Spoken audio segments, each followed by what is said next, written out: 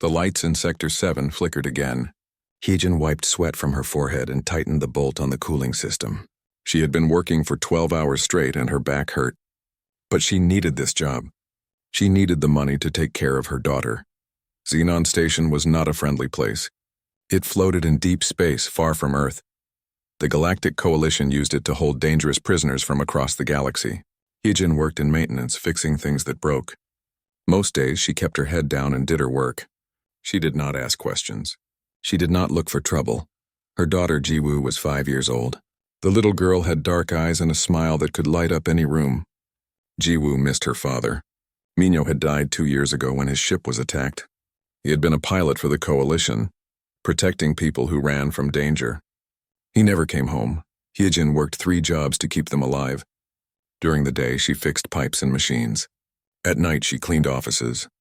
On weekends, she helped in the station kitchen. Jiwoo spent most of her time in the worker housing area, playing alone with her old stuffed bear. Today was different. Heejin had to work in Sector 7, the most dangerous part of the station. This was where they kept the worst prisoners. The guards here carried big weapons. They looked nervous all the time. Even the air felt heavy and wrong. She should have left Jiwoo with Yoonji, the nice medic who sometimes watched her. But Yoonji was sick today. Heejin had no choice.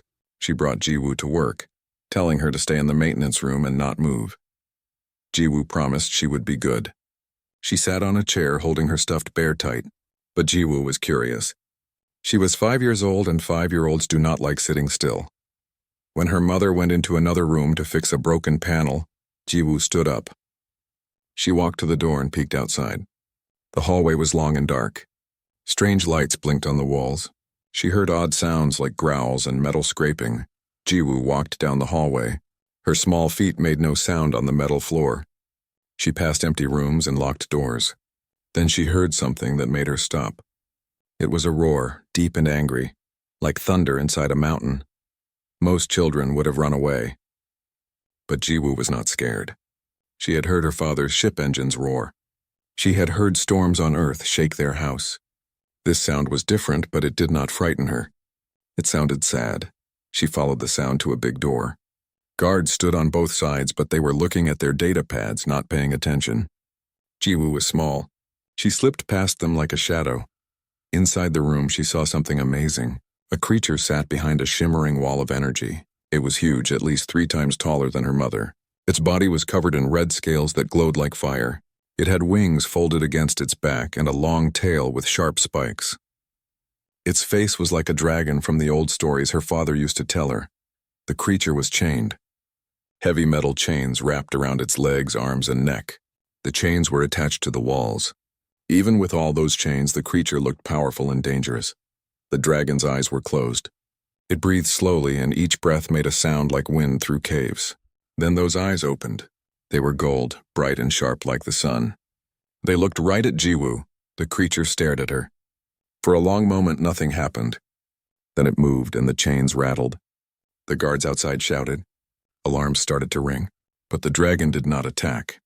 It just looked at the little girl who stood in front of its prison. Jiwoo walked closer to the energy barrier. She pressed her small hand against it. The barrier hummed and made her hand tingle, but it did not hurt. She looked up at the massive creature and smiled. The dragon tilted its head, confused. Prisoners screamed when they saw it. Guards pointed guns and shouted orders.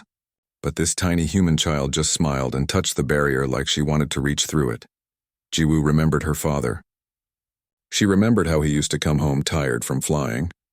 He would pick her up and hold her close. He smelled like engine oil and stars. She missed him so much it hurt. When she looked at this chained creature, she saw the same sadness in its eyes that she felt in her heart. Without thinking, she said the word that came to her mind. It was a word from her mother's language, a word she used to say to her father. The word was Appa, it meant father. The dragon froze. Its whole body went still. The gold eyes grew wide and something changed in them. The anger faded. The creature leaned forward, as close to the barrier as the chains allowed. It stared at Jiwoo like she was something precious and impossible. The dragon's mouth opened. It made a sound soft and broken. It was trying to speak, but the words would not come. Its clawed hand lifted slowly and pressed against the barrier from its side. The hand was huge with scales and sharp talons, but it moved gently, matching where Jiwoo's small hand touched. For that moment, the energy barrier was all that separated them. A human child and an alien prisoner. Two lost souls who understood pain. Then the guards burst into the room. They grabbed Jiwoo and pulled her away. She tried to reach back toward the dragon, but they carried her out. The dragon roared, not with anger, but with something that sounded like grief. Yejin ran into the room moments later, her face white with fear. She took Jiwoo from the guards and held her tight, checking to make sure she was not hurt.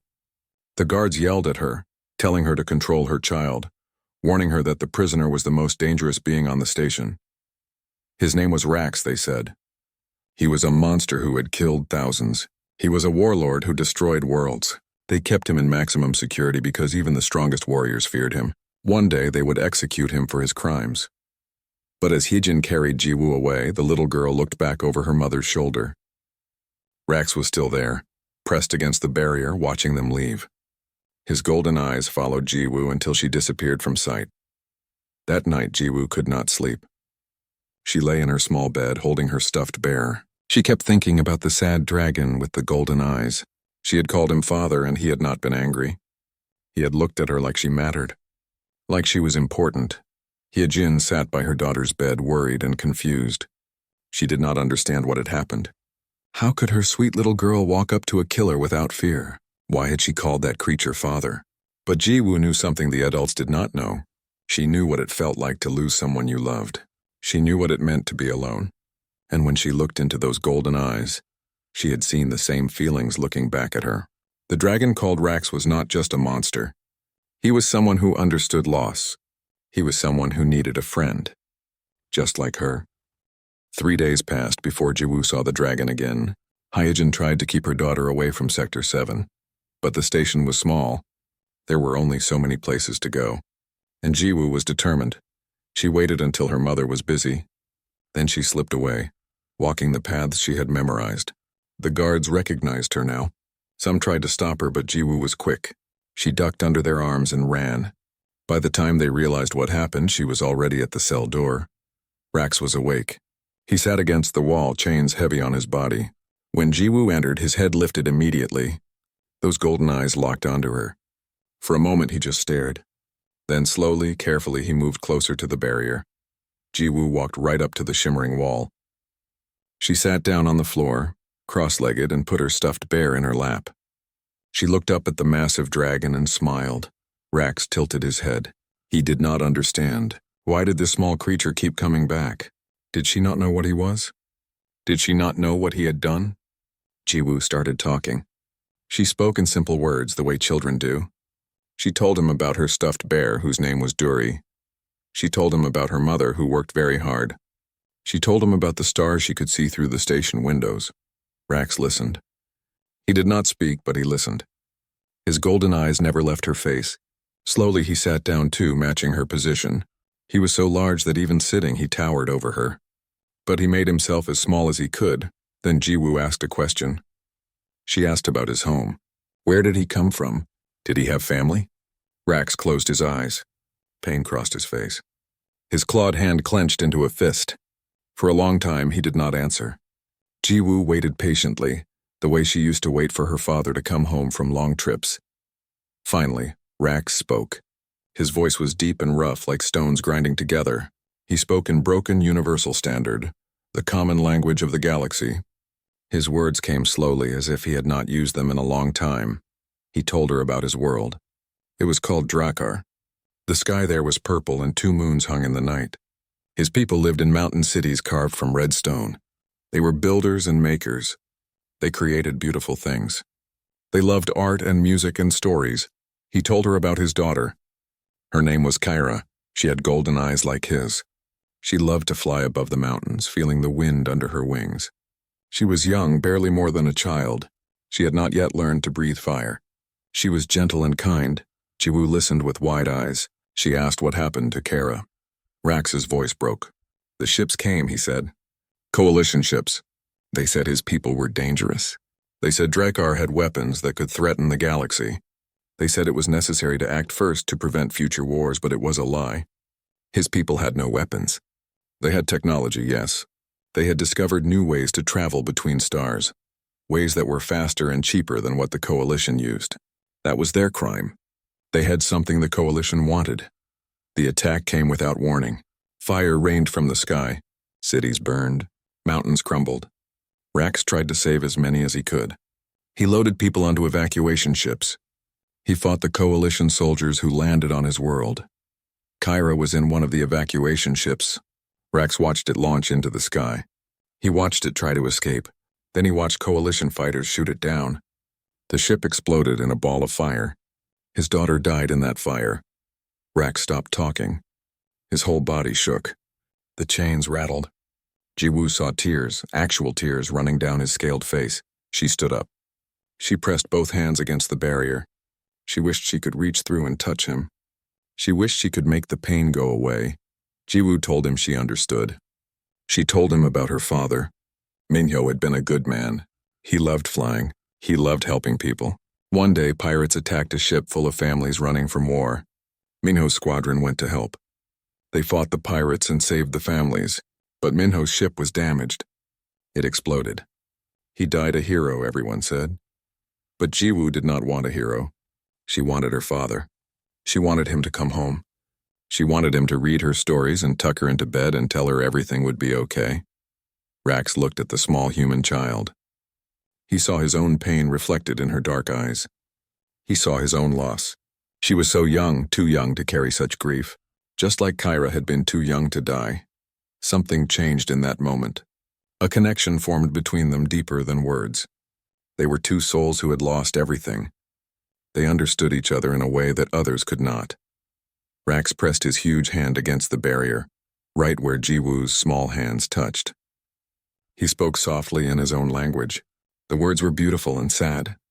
Jiwoo did not understand them, but she felt their meaning. He was thanking her. He was telling her she was brave. He was saying he would protect her if he could. From that day on, Jiwoo visited Rax every chance she got. The guards tried to stop her, but she always found a way. Commander Taewon, who ran Sector 7, heard about the strange visits. He came to see for himself. What he saw confused him. The most dangerous prisoner on the station sat quietly, listening to a 5-year-old girl talk about her day. Rax, who had killed guards and destroyed equipment, who roared and fought against his chains, was calm. He listened. He responded in his broken speech. He even seemed to smile, though it was hard to tell with his dragon face. Taewon checked the behavior monitors. Rax's aggression levels had dropped by 70%. His heart rate was stable. His brain patterns showed signs of peace, not rage. This had never happened before. The commander was a practical man. He had orders to keep Rax contained until the execution order came through. If the child somehow made the prisoner easier to manage, then maybe he should allow the visits to continue. It would make everyone's job easier. So Taewon made a deal with Heejin. Jiwoo could visit Rax for 1 hour each day, under strict supervision. Guards would be present at all times. At the first sign of danger, the visits would stop. Heejin did not like it. She was terrified every time her daughter went into that cell, but she saw how happy Jiwoo was. She saw the light return to her daughter's eyes. After 2 years of sadness, Jiwoo was smiling again. How could a mother say no to that? The visits became routine. Jiwoo brought drawings she made. She brought books and asked Rax to tell her stories from his world. Rax learned more universal standards so he could talk to her better. He told her about Drakar's purple sky and golden fields. He taught her words from his language. He answered her endless questions with patience. The other workers on the station heard about the unusual friendship. Some thought it was sweet. Others thought it was dangerous and wrong. But no one could deny that something special was happening in Sector 7. A little human girl had done what trained warriors could not do. She had reached through hatred and fear and found the person underneath. She had reminded a broken warrior that he was not just a monster. He was a father who had lost his child. And now, in some small way, he had a chance to be a father again. The strike entered its 2nd day. The station's systems were starting to fail. Temperature controls were not working properly. Some sections were too hot, others too cold. Waste disposal systems backed up. The smell grew bad in some areas. Admiral Kyung-ho grew more angry with each passing hour. He yelled at Commander Taewon, demanding results. The commander tried to explain. If they used force against the strikers while the whole galaxy watched, it would create a bigger problem. Better to wait and let them get tired. But the humans did not get tired. They brought food and water to the plaza. They set up shelters. They sang songs to keep their spirits up. Jiwoo played with other children, and their laughter echoed through the station. Commander Taewon watched all of this from his office. Something bothered him. He kept thinking about what the humans were saying. Rax had committed no crimes in Coalition space. He was a prisoner of war being executed for political reasons. Taewon was a military man, but he was also fair. He believed in following the law, so he decided to do something that might cost him his career. He decided to investigate. He called Hana to his office. She was a security analyst, smart and thorough. He gave her an assignment. Look into the official records about Drakkar and the war with Rax's people. Find out exactly what happened. Hana was surprised. Most officers never questioned official records, but she respected Taewon. She started digging into the files. What she found made her blood run cold. The public story said Drakkar was developing weapons. The Coalition had intelligence reports proving it. They had no choice but to act before those weapons could be used. It was a preventive strike, necessary to protect billions of lives. But when Hana looked at the classified files, she found something different. The intelligence reports were fake. They had been created after the decision to attack was already made. Someone needed an excuse, so they invented one. The real reason for the attack was in another file, one marked with the highest security level. Drakkar's people had invented a new type of engine for space travel. It was faster and used less fuel than anything the Coalition had. If that technology spread, it would change everything. Coalition ships would become old and slow. Their control over space travel would end, so they destroyed Drakkar. They killed millions of people, not because they were dangerous, because they had something the Coalition wanted to control. Hana printed the files and brought them to Commander Taewon. Her hands shook as she handed them over. She knew what this meant. The Coalition had committed genocide. They had murdered an entire species for economic reasons. Taewon read through the documents. His face went pale. He had served the Coalition for 20 years. He had believed in their mission. He had thought they were making the galaxy safer. But this was evil. Pure evil. He looked at Hana. She looked back at him. They both knew what they had to do. But it was terrifying. If they revealed this information, their careers would end. They might be arrested. The Coalition did not forgive traitors. Then Taewon thought about Jiwoo. He thought about the little girl who saw a person where everyone else saw a monster. He thought about the humans who were risking everything to stand up for what was right. He made his decision. He sent the files to Do-hyun with a simple message. Share this with the galaxy. Do-hyun could not believe what he was reading. He checked the files carefully to make sure they were real. Then he uploaded them to every news network and social media platform he could access. Within an hour, the documents were everywhere. The galaxy exploded with outrage. People read about the fake intelligence reports. They read about the real reason Drakkar was destroyed. They saw the truth. The Coalition had committed genocide to maintain their monopoly on space travel technology. Rax was not a warlord. He was a father and an engineer who tried to save his people from an unprovoked attack. His so-called crimes were acts of desperate defense. He had fought to protect the innocent. He had lost everything. And now the Coalition wanted to execute him to hide their own guilt. Riots broke out on a dozen worlds. People demanded answers. How many other lies had the Coalition told? What other atrocities had they committed? Species that had trusted the Coalition for generations started questioning everything. On Xenon Station, Admiral Kyung-ho went from angry to panicked. He tried to contain the damage. He ordered all communications blocked. He wanted to arrest Taewon and Hana, but it was too late. The truth was out, and you cannot put truth back in a box. The Coalition High Council held an emergency meeting. They argued for hours. Some wanted to double down, to claim the documents were fake. Others knew that would not work. The files had proper security markers and authentication codes. They were clearly real. Finally, they made a decision. Admiral Kyung-ho was recalled to the capital to face questions. The execution was suspended pending a full investigation. Rax would remain in custody, but he would not be killed. Not yet. When the announcement came through, the humans in the plaza cheered. They hugged each other. Some cried with relief. They had won. Not completely, but enough. Rax would live, at least for now. Hyejin picked up Jiwoo and held her tight. The little girl asked if Rax was safe now. Hyejin did not know how to answer. She did not know what would happen next. But for today, for this moment, Rax was alive. That was enough. Commander Taewon came to the plaza. The crowd grew quiet, nervous. They expected him to be angry about the leak. Instead, he thanked them. He told them they had shown true courage. They had stood up for justice when trained soldiers did not. They had reminded him what honor really meant. Then he did something that shocked everyone. He resigned from the coalition military. He could not serve an organization that committed genocide and called it peacekeeping. He would rather be nobody than be part of that. Hana resigned too. She stood next to Taewon and said the same thing. Some things were more important than careers. Some things were more important than following orders. That night, Jiwoo visited Rax one more time. She ran to the barrier and pressed her hands against it. Rax moved as close as his chains allowed. He looked down at the little girl who had saved his life. Jiwoo asked if he was okay. Rax nodded slowly. He told her she was brave. She was strong. She had changed everything. He owed her his life, but Jiwoo shook her head. She told him he did not owe her anything. That was what friends did. They helped each other. They stood up for each other. Rax felt something he had not felt in years. He felt grateful, not just to be alive, but to have met this remarkable child. She had shown him that not all the galaxy was cruel. Some beings, especially humans, had huge hearts that refused to accept injustice. The fight was not over.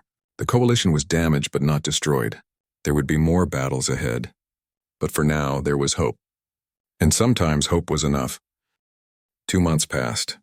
The friendship between Jiwoo and Rax grew stronger. She taught him human games. He taught her about the stars. The guards who watched them started to relax.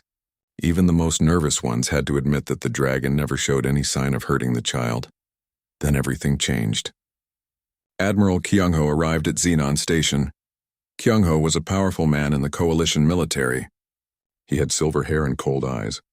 He wore his uniform covered in medals. People said he was a hero, a man who made hard choices to keep the galaxy safe. People also said he was cruel, that he enjoyed power too much. He came to Xenon Station for one reason. He wanted to make an example. Several planets in the outer sectors were talking about leaving the coalition. They were tired of high taxes and unfair rules. They wanted independence. Kyung-ho needed to remind everyone what happened to those who defied coalition authority. Rax would be that example. The admiral ordered his execution to be broadcast across the galaxy. Everyone would watch a dangerous rebel die. The message was clear. This is what happens to enemies of the coalition. Commander Taewon received the order. He read it 3 times, his face growing darker with each reading. He had followed orders his whole life. He believed in the coalition. But this felt wrong. Rax was a prisoner of war, not a criminal, and the execution seemed designed only to create fear. Still, orders were orders. Taewon called a meeting of the senior staff. He told them about the admiral's decision. The execution would happen in 1 week. Hyejin heard the news from Do-hyun, an engineer who worked on the same maintenance crew. She felt like someone had punched her in the stomach. How could she tell Jiwoo? How could she explain that her friend was going to die? That evening, Jiwoo knew something was wrong.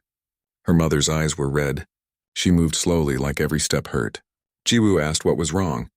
Hyejin tried to hide it, but children always know when adults are lying.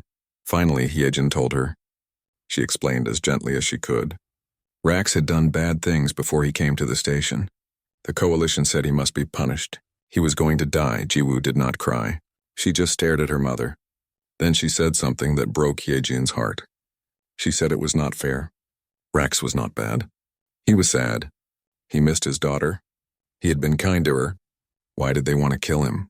Hyejin had no answer. She held her daughter while Jiwoo finally cried, sobbing into her mother's shoulder. Word spread quickly through the station's worker quarters. The humans who lived there heard about the execution. Most of them knew Jiwoo. They had seen the little girl run through the hallways. They had heard her laugh. Some had even seen her with Rax through security feeds. Do-hyun was the first to speak up. He was a big man with gentle hands, good at fixing complicated machines. He worked with Hyejin often. He had seen how happy Jiwoo was since she started visiting Rax. Do-hyun asked a simple question. What crime had Rax committed in Coalition space? Everyone knew he had fought the Coalition during the war on Drakkar. But that was war. Since his capture, what had he done? He had been a prisoner. He had tried to escape once, yes. He had fought guards. But he had never killed anyone on the station. He had never attacked civilians, Yoonji, the medic, agreed. She had treated guards who worked in Sector 7. She knew Rax could have killed them during his escape attempt. He had not. He had only fought to get free. That was not the same as murder. More humans joined the conversation.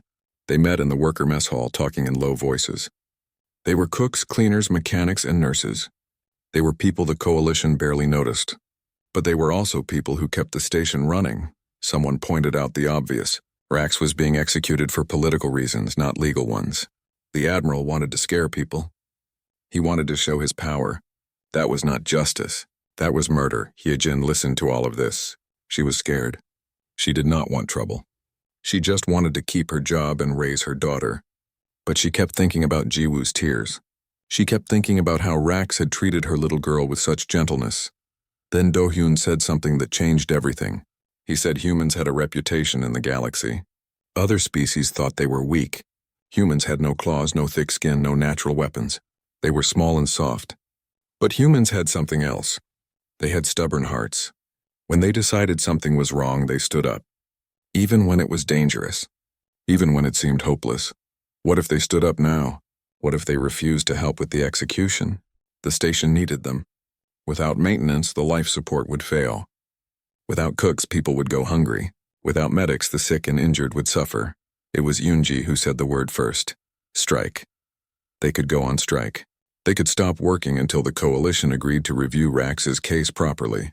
The room went silent. Everyone knew what that meant. Striking was illegal under Coalition law, especially on a military station. They could be arrested. They could lose their jobs. They could be sent away from the station, maybe even imprisoned. But they looked at each other and saw the same determination. They thought about Jiwoo. They thought about all the children on the station. What kind of example were they setting? Were they teaching kids to look away when bad things happened? Were they teaching them that power was always right? One by one they agreed. They would strike. Do-hyun had skills beyond fixing machines. He knew computers and security systems. He started working on a plan. They needed to get their message out. They needed the galaxy to know what was happening.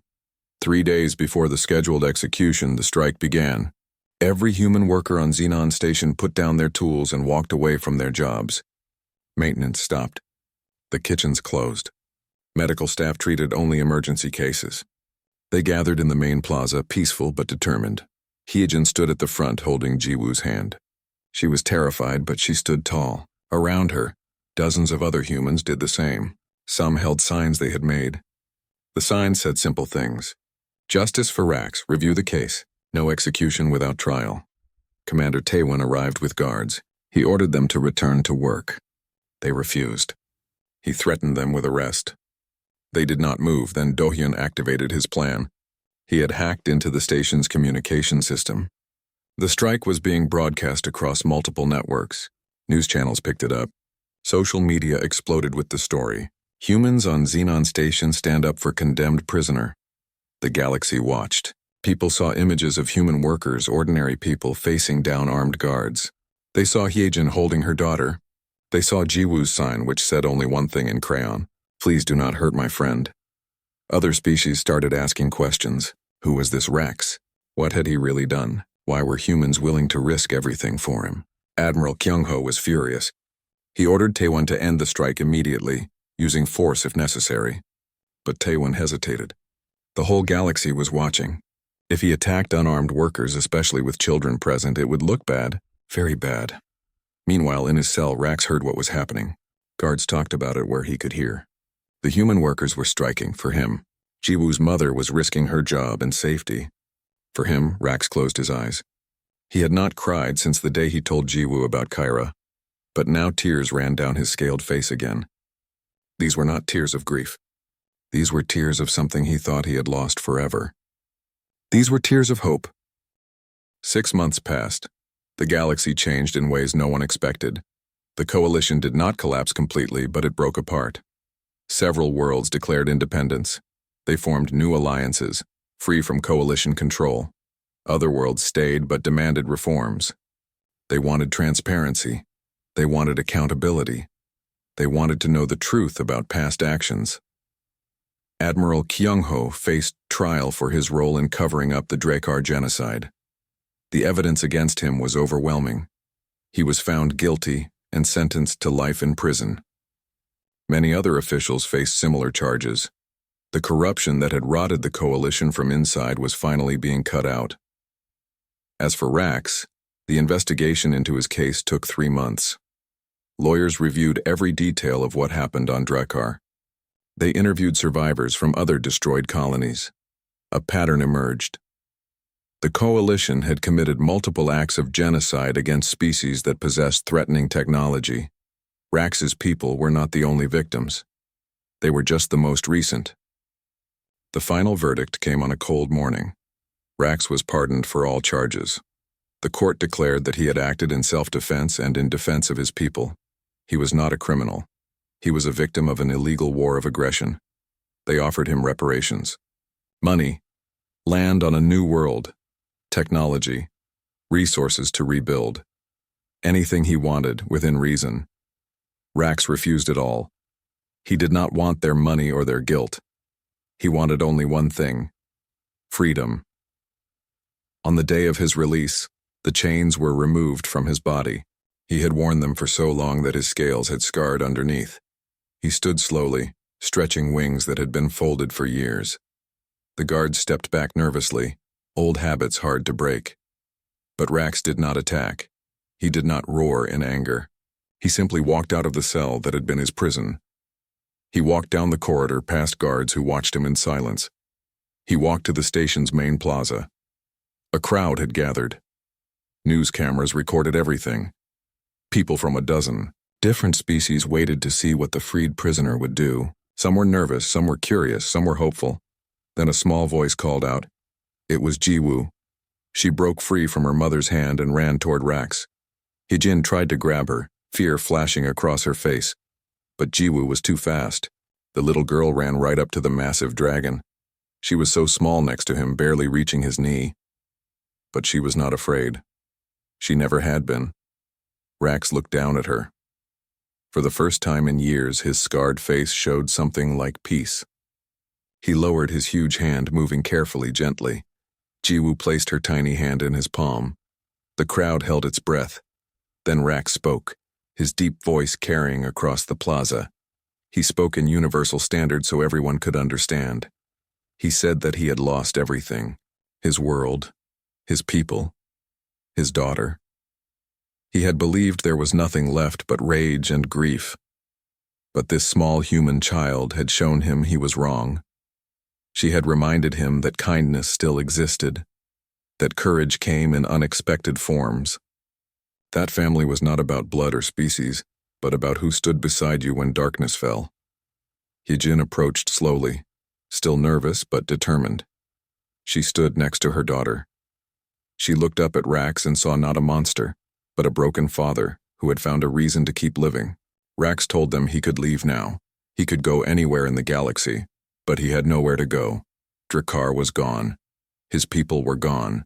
He had no home. Then Jiwoo said something that made the galaxy stop and listen. She said he could stay with them. He could be part of their family. Hee-jin's eyes widened. She had not expected this, but she looked at her daughter's hopeful face. She looked at Rax and saw the vulnerability in his golden eyes. She thought about her own loss, about Minho, who would never come home. She thought about how grief had nearly destroyed her, and how Jiwoo had brought her back. Maybe they could help each other. Maybe they could build something new from the broken pieces of their old lives. Hee-jin nodded slowly. She agreed. Rax could stay. The decision shocked many people. Some thought it was dangerous. Some thought it was foolish. But others understood. They saw what was really happening. 3 survivors of terrible loss were choosing to face the future together. Rax made his home near Xenon Station. The new coalition government gave him a small ship and basic supplies. He did not need much. He spent his days helping repair damage to the station. His strength and engineering skills made him valuable. People who had once feared him started to respect him. Every evening, Jiwoo visited him. Sometimes Hyejin came too.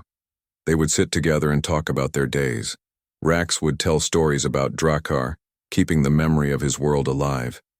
Jiwoo would tell stories about Earth, the planet she had left when she was too young to remember it. Slowly, carefully, something beautiful grew from the ruins. Not a replacement for what they had lost. Nothing could replace Minho or Kyra, or the millions who died on Drakkar. But something new. Something worth protecting. A family. Jiwoo taught Rax human games and songs. She insisted he learn to read human books so he could tell her bedtime stories. Rax taught Jiwoo about the stars and planets. He showed her how to identify different types of ships. He taught her words from his language, preserving it through her. Hyejin watched them together and felt something she had not felt since Minho died. She felt complete. Her family had been broken, but now it was whole again, just in a different shape. Word spread across the galaxy about the unusual family on Xenon Station, a human woman, her daughter, and the dragon they called father. Some people thought it was strange. Some thought it was inspiring. Everyone agreed it was remarkable. Humans, already known for their stubborn courage, gained a new reputation. They became known for something even more powerful: their capacity for compassion, their ability to look past fear and hatred and see the person underneath, their refusal to judge by appearance or species. Other species started to notice. They started to question their own prejudices. If humans could befriend a dragon that their own government had called a monster, what else was possible? What other bridges could be built? What other barriers could be broken? The galaxy had always been divided. Species grouped with their own kind, suspicious of others. But humans showed a different way. They showed that family was a choice, not a biological necessity. They showed that compassion could cross any divide. On the 1-year anniversary of his freedom, Rax stood on the observation deck of Xenon Station. Jiwoo stood beside him, now 6 years old and chattering about her day at school. Hyejin stood on his other side, smiling at her daughter's endless energy. Rax looked out at the stars. Somewhere out there, Drakkar had once existed. His people had lived and loved and dreamed under a purple sky. They were gone now, but they were not forgotten. He carried their memory, and now Jiwoo and Hyejin carried it too. He had lost his first family to hatred and greed, but here, standing between these two remarkable humans, he had found something he never expected to have again. He had found home. Jiwoo tugged on his hand, pulling him back to the present. She wanted to show him a drawing she had made. It showed 3 figures: a small human girl, a tall human woman, and a red dragon with golden eyes. Underneath, in careful crayon letters, she had written one word: family. Rax took the drawing carefully, holding it like the treasure it was. He looked at Jiwoo and said something in his own language. Then he translated it to Universal Standard, so both his humans could understand. Thank you for seeing me. Thank you for saving me. Thank you for teaching me that even in darkness there is light. Even in loss there is hope. Even in endings there are new beginnings. And so the galaxy learned an important lesson. Not from warriors or politicians or powerful leaders. They learned it from a little girl who was brave enough to call a monster father. They learned it from a mother who chose compassion over fear. They learned it from a dragon who found the strength to trust again. They learned that humanity's greatest strength was not their technology or their numbers or their weapons. It was their enormous hearts, their refusal to give up on anyone, their belief that everyone deserved a chance at redemption, their understanding that family was built not by blood, but by love.